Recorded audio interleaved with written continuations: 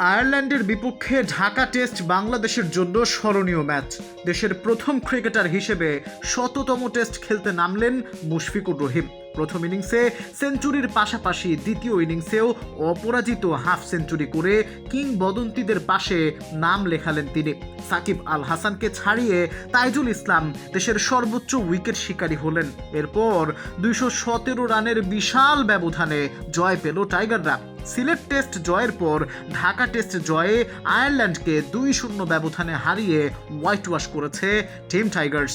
ঢাকা টেস্টের পঞ্চম দিনে জয়ের জন্য বাংলাদেশের অপেক্ষা ছিল মাত্র ৪টি উইকেটের। দ্বিতীয় সেশনের মধ্যেই আইরিশদের ২৯১ রানে আটকে দিয়ে সেই কাজটা সফলভাবেই করেছে টাইগাররা। বাংলাদেশ জয় পেয়েছে ২১৭ রানে। টেস্টের পঞ্চম দিনে বাংলাদেশের প্রথম উইকেট তুলে নিয়েছেন তাইজুল ইসলাম। ৬৮তম ওভারে অ্যান্ডি ম্যাকব্রাইনকে এলবিডব্লিউর ফাঁদে ফেলেন এই বাঁ-হাতি স্পিনার। ম্যাকব্রাইনের উইকেটটি ছিল তাইজুলের ক্যারিয়ারের ২৫০তম উইকেট। দেশের প্রথম ক্রিকেটার হিসেবে এই মাইলফলক স্পর্শ করলেন ঠিজে। তবুও আইরিশদের ব্যাটিং ভোগাচ্ছিল বাংলাদেশকে। মধ্যাহ্ন বিরতি থেকে ফিরে আর বেশিক্ষণ টিকতে পারেনি আইরিশরা। তবে খ্যাম্পার হয়ে মিলে ৫০ রানের জুটি গড়েন। এরপরই বাঁ-হাতি স্পিনার মুরাদ পরপর ২ বলে তুলে নেন ২ উইকেট। গতকাল চতুর্থ দিন শেষে দ্বিতীয় ইনিংসে আয়ারল্যান্ডের সংগ্রহ ৫৪ ওভারে ৬ উইকেটে ১৭৬ রান। এর আগে বাংলাদেশের দ্বিতীয় ইনিংসে গতকাল মোমিনুল মুশফিক মিলে ১৬৭ বলে ১২৩ রানের জুটিতে ৫০০ রানের লিড পায় বাংলাদেশ।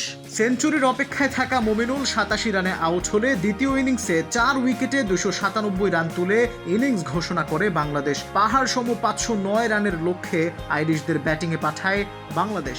১০০তম টেস্টের দ্বিতীয় ইনিংসে ৮১ বলে ১ ছক্কা ও ২ চারে 53 রানে অপরাজিত থাকেন মিস্টার ডিপেন্ডেবল মুশফিক। এর আগে প্রথম ইনিংসে খেলেছিলেন ১০৬ রানের অনবদ্য এক ইনিংস।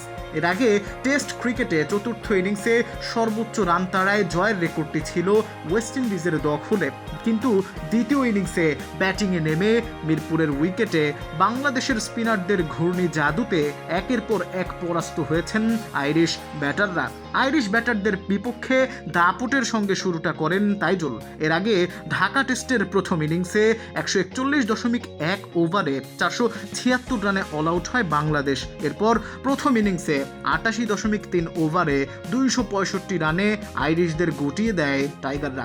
এতে প্রথম ইনিংসে ২১১ রানের বড় লিড পেয়েছিল বাংলাদেশ। Al Mahmud, ultimate sports.